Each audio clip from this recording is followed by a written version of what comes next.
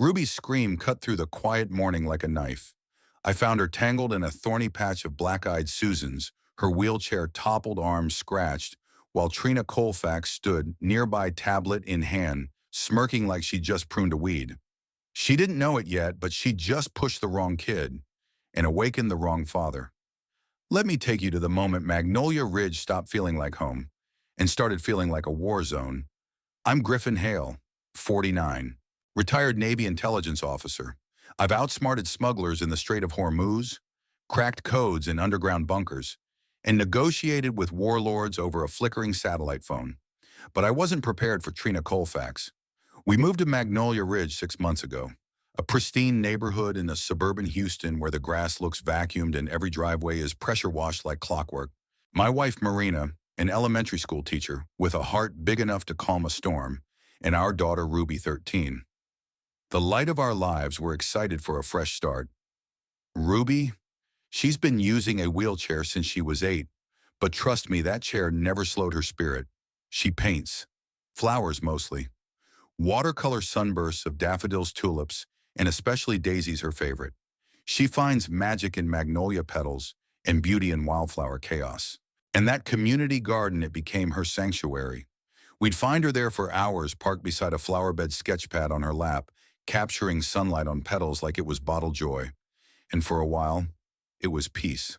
Until Trina Colfax, 56 years old with a voice like a broken flute and a personality drier than a Texas drought. She's the HOA president, self-appointed queen of the cul-de-sac, walks around Magnolia Ridge with a tablet like it's the Constitution and she's the Supreme Court. First time we met her, she said, "Oh, a military family. How quaint." Quaint. That was her first strike. The second came a week later. We got our first HOA letter.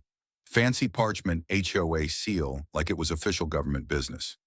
Dear Mr. Hale, it read, your child's art activity constitutes an unpermitted use of communal space. Please remove all personal items from the community garden. Personal items. She meant Ruby's easel. Ruby had been painting daisies that day. I remember because she was so proud of how she captured the light filtering through the petals. It looked like something you'd see in a gallery. I showed the letter to Marina.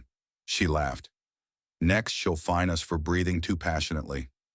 I tried to keep calm, decided to call Trina. Navy trained cool, you know.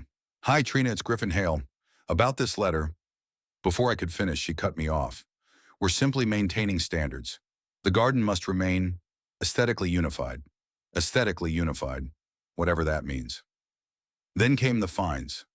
$50 for unauthorized garden use, $75 for dirt tracked by wheelchair wheels, and one truly ridiculous one, $60 for a non-standard mailbox post. I kid you not. Our mailbox post was half an inch too tall. That's when I knew this wasn't about rules. It was about control. Ruby tried to brush it off. She'd say things like, "It's just paper, Dad," or "It's okay. I'll paint in the backyard." But her smile faded. Her colors grew duller. She painted less. And I felt something rising in me. Not anger exactly. Tactical awareness. I started keeping a file. Every letter, every voicemail, every quote she spewed in our direction. See, in the Navy you learn, the best defense isn't always force, it's recorded proof. Marina, bless her heart, tried to stay positive. Maybe she's just lonely, she said. She probably never had a daughter like Ruby. Maybe, but that didn't excuse it. Then came the HOA meeting, held in the Magnolia Ridge clubhouse. Smelled like overbrewed coffee and forced cheer. Trina stood at the front like a judge, her tablet glowing like a throne room scepter. She scanned the room like she owned every brick. When I raised my hand to speak, she narrowed her eyes. Mr. Hale, she said, this isn't personal. We enforce policy equally. I smiled politely. That's so I asked. Then how come my daughter's the only one being fined for sitting near flowers with a paintbrush murmurs? Mrs. Keating, a retired art therapist, shot us a sympathetic glance. Mr. Emerson looked away. Trina's lips twitched. Your daughter's wheelchair damages the gravel path. Her paint stained the bench. It's not about her disability, Mr. Hale. It's about preservation. Preservation. What she meant was, people like you don't belong here. Ruby was there. She sank lower in her chair, clinging to her sketchbook. Marina put a hand on her shoulder. It's not you, sweetheart. It's her broken soul. That night, Ruby didn't eat much. She went to bed early. I walked past her door and saw her staring at a blank page. No daisies, no color, just white. It broke me. So I doubled down. I installed cameras on our porch, synced Ruby's phone to mine with a safety app, taught her how to press it if she ever felt unsafe, because I had a gut feeling. Trina wasn't done. Next week, Ruby came home shaken. "Dad," she said softly, "a man in the garden told me I wasn't allowed there anymore." I clenched my jaw. He wore a Crestwood HOA badge. Probably Carl, Trina's shadow, always standing behind her like a weasel with a clipboard. Marina grabbed her keys. "I'm done being quiet," she snapped. "I'm talking to that woman mother to dictator." I stopped her. "We're going to be smart, not loud, because smart wins wars." By this point, Trina's letters had become weekly, each more ridiculous than the last. One accused Ruby of causing a bird feeder imbalance. I'm not even joking. Apparently, her presence made birds nervous. That's when I knew. This wasn't about flowers. This wasn't about rules. This was about breaking us. And that's where Trina Colfax made her biggest mistake. She assumed we'd fold, that we'd pack our brushes, roll up Ruby's joy, and move along. But what she didn't know was that we were just getting started. I wasn't just some dad. I was trained in counter-surveillance, pattern recognition, long-game tactics. I didn't need fists. I had evidence. And Marina, she had the heart of a lioness in teacher's clothing, sweet on the outside, steel underneath. And Ruby, our daughter, she was tougher than both of us. And her story wasn't over. No, this was just the first bloom in what would become a full garden of justice. So buckle in, because this fight was about to grow teeth. And Trina Colfax lit the match herself. Let me back up. Because the day before it all went down, Ruby did something that made Marina and I stop mid-breakfast. She rolled into the kitchen, hair tied up paintbrushes poking out of her tote bag like tiny flags of defiance. She looked at us with a kind of calm fire in her eyes, one I hadn't seen since before the HOA war began. "I'm going to the garden," she said. Marina looked up from her coffee. "You sure, sweetheart?" Ruby nodded. "I miss the magnolias." I wanted to protest. God knows I wanted to protect her from Trina's venom. But instead I walked over, knelt beside her chair, and placed my hand gently on her shoulder. "You hit the emergency app if anything feels off." "Got it." She nodded. Brave, but still 13. And I should have gone with her. But I had a veteran support event to attend just a few miles away, a quick meetup with a few old Navy brothers. I figured I'd be back before lunch. That was my first mistake. It was 10:43 a.m. Hot, humid, October in Houston. My phone buzzed, a vibration pattern I'd set only for one thing, Ruby's emergency alert. I grabbed it. Her voice came through shaky, panicked, terrified. "Dad." She pushed me. She pushed me into the flowers, my chair. I was already in motion. Running, keys in hand. My old training kicked in before the panic could paralyze me. Within minutes, I was in the truck. Pedal down, air hot and thick in my chest. Magnolia Ridge blurred past in streaks of green and brick. When I reached the community garden, I slammed the brakes, leapt out, and what I saw, I'll never forget it.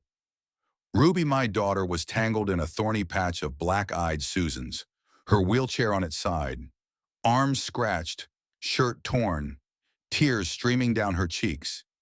And standing 10 feet away, Trina Colfax, arms crossed, tablet clutched like a shield, and the smuggest damn smirk I've ever seen in my life. She hadn't even moved to help her. I ran to Ruby, my voice hoarse.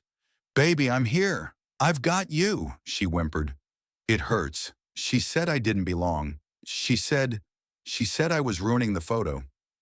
Photo. My stomach turned. That's when I saw the signs. Today was HOA Beautification Day, Trina's big PR moment, with her little minions Carl and Susan planting daisies like it was a gardening commercial. And Ruby, she was in the background, with her paintbrushes and her chair, not part of Trina's picture-perfect brochure. So Trina pushed her literally out of the frame. I lifted Ruby back into her chair, careful not to touch the scratches. Marina would meet us at home. But I had one thing to handle first. I turned to Trina. The crowd had begun gathering. Other residents, kids, Mr. Emerson, even Mrs. Keating clutching her phone tight. Trina tried to speak first. It was an accident, she snapped. She rolled into it. I told her to move. She didn't listen. No, Ruby said. Voice quiet, but firm. She pushed me. I had my brakes on. I turned to Trina, stepping closer. I kept my tone low, controlled. Years of military calm coding every word. You pushed my daughter into a thorn bush during your photo op because her wheelchair didn't match your petunias. Her eyes widened, but her mouth still ran. You're overreacting, Mr. Hale. She's a child. Children trip. Maybe if she weren't in that contraption, wrong move. I leaned in. Cold. Clear. Loud enough for every neighbor within 50 feet. I'm a retired Navy intelligence officer. You just committed assault on a minor. And everything you've done, it's been documented. Trina blinked. What documentation? That's when Mrs. Keating stepped forward. Phone raised, video playing. And there it was. Crystal clear footage. Trina Colfax yelling at Ruby, grabbing the handles of her chair, shoving her sideways, Ruby screaming, wheelchair tipping, gasps, whispers. Phones came out. Trina's power crashed like a glass vase on concrete. Back at home, Marina was waiting with wet cloths and antiseptic. She broke into tears the moment she saw Ruby's arms. Ruby tried to be brave, but when Marina asked, "Are you okay?" she burst into sobs. We sat together on the floor. No one talked for a while. Then Marina looked up at me, eyes like sharpened steel. She doesn't get away with this. I nodded. She won't. That night I made the call. Caleb Monroe, my old Navy buddy turned a security contractor. You still got that surveillance kit, I asked. He chuckled. For you, I'll throw in the backup drone. The next morning, Operation Magnolia was born. We weren't just gathering evidence anymore. We were going tactical. Caleb arrived in a white van marked Landscape Restoration. Inside was a treasure trove of discrete cameras, microphones, and motion sensors. Mrs. Keating offered up her front porch. Mr. Emerson, who'd stayed quiet too long, gave us access to his mailbox cam. Within 48 hours, we were running full surveillance on Trina's corner of the neighborhood. What we captured, unbelievable. Trina throwing out someone's sunflower planter, yelling at a kid for sidewalk chalk, mocking a neighbor with a limp for ruining symmetry, and bragging on camera about how she'd put that Hale girl in her place. We packaged it all. Footage, letters, recordings, eyewitness statements. I sent the file to my contacts at the Houston PD. Within hours, they responded. Mr. Hale, this is more than HOA abuse. This is assault, endangerment, harassment of a disabled minor. We're dispatching a unit. When the squad cars rolled up to Magnolia Ridge, they didn't use sirens. They didn't need to. The sight of 3 uniformed officers walking straight toward Trina's door said everything. She opened it wearing a robe, hair, and curlers, still clutching her tablet. When the officer read the charge, her face collapsed. You're joking. This is all dramatized. It's political. They didn't flinch. They read her Miranda rights, placed her in cuffs, walked her straight past her bedazzled tulips and ceramic lawn gnomes. The neighbors, they applauded for the first time in months. Ruby smiled again. And as Trina's car pulled out of Magnolia Ridge, I knew the tide had turned. She'd tried to bury a child in shame, but she forgot one thing. We don't wilt. We grow back stronger, especially among the daisies. Trina Colfax thought the worst was behind her when those squad cars rolled out of Magnolia Ridge. She thought she'd talk her way out like she always did, that her HOA badge still held weight, that her tablet, her precious little tablet, could erase the truth with enough fake concern and legal-sounding nonsense. She had no idea, because while she sat in a holding room at the local precinct, I was at home, finishing the mission. After the arrest, Ruby stayed home from school for a couple days. She needed rest, not just for the scratches on her arms, but for her spirit. Marina made sure her bandages were clean. I made sure her laugh came back. And when it finally did, when Ruby giggled at a rerun of Parks and Rec one afternoon, I looked over at Marina and said, "It's time. Time to finish what Trina started." I filed the paperwork myself. assault on a minor, harassment of a disabled child, endangerment. The footage from Mrs. Keating's phone, admissible, crystal clear, time-stamped, no edits, no room for interpretation. Our surveillance op even stronger. Multiple audio recordings, HOA documents, letters, neighbor statements. I even included a 92-second clip of Trina bragging that a few scratches might teach that kid not to interfere with my events. Her words, not mine. By the time the assistant district attorney called me, she didn't even ask for clarification. Mr. Hale, she said, this is ironclad. We're pressing charges. But Marina and I weren't done. This wasn't just about punishment. It was about restoration. It was about sending a message not just to Trina, but to every neighbor who'd looked the other way, every kid who felt like their voice didn't matter, every family who feared standing up because the price felt too high. So we filed a civil suit, emotional distress, medical expenses, retaliatory HOA behavior. And within 6 weeks, the court awarded us $30,000. The morning the judgment was announced, Marina sat at the kitchen table holding Ruby's hand. Ruby looked confused. Why would they give us money for what she did? I leaned forward. They didn't give it, baby. We earned it. We turned pain into truth, and now we turn truth into something beautiful. Ruby tilted her head. Like paint, exactly, I said. Just like paint. That weekend we held a meeting, open to every homeowner in Magnolia Ridge. And for the first time in years, the clubhouse was full. No free cookies, no HOA flags, no Trina, just real people, tired of being ruled by fear. Mrs. Keating stood up first. She looked around the room and said, "We let her run us for too long. I'm not proud of that, but I am proud to say I'm running for HOA president." Cheers broke out. Even Mr. Emerson clapped, and he hadn't clapped since the Astros lost the playoffs 3 years ago. The vote unanimous. Trina was officially removed from the HOA board. Her resignation letter, handwritten, misspelled, and bitter, was read aloud and then promptly tossed into the recycling bin. It was over. But the best part, it hadn't even happened yet. Because Ruby had a vision, and now we had the funds. We partnered with a local landscaper. Mrs. Keating volunteered her time as an art consultant. Marina helped design the flow. I handled the permits. And Ruby, she sketched every inch of it right down to the curved bench under the willow tree. We built it right where it all began. Where Trina saw visual clutter, we saw hope. Where Trina saw damage to the garden path, we built a smooth, fully paved, wheelchair-accessible walkway. We called it Ruby's Garden Nook, a vibrant, flower-filled oasis with custom easel stations, shade canopies, and a small bronze plaque at the entrance that read, "Beauty blooms through resilience." Opening day was a Saturday in April. Warm breeze, blue sky. The daisies were in full bloom, of course they were. Neighbors brought lemonade, iced tea, peach cobbler, even a grill for hot dogs. Kids painted, parents watched, and Ruby, she rolled to the center platform, set up her watercolors, and led a painting class just like she dreamed of months earlier. Mrs. Thompson, the same one who once ignored us at the mailbox, walked over with tears in her eyes. "I was wrong, Griffin," she said. "About all of it." I nodded. It takes guts to say that. Welcome back. As the sun dipped low, Marina passed out lemonade. Caleb came by to check on the path, lay out laughing as Ruby taught 2 younger kids how to layer purple shadows onto rose petals.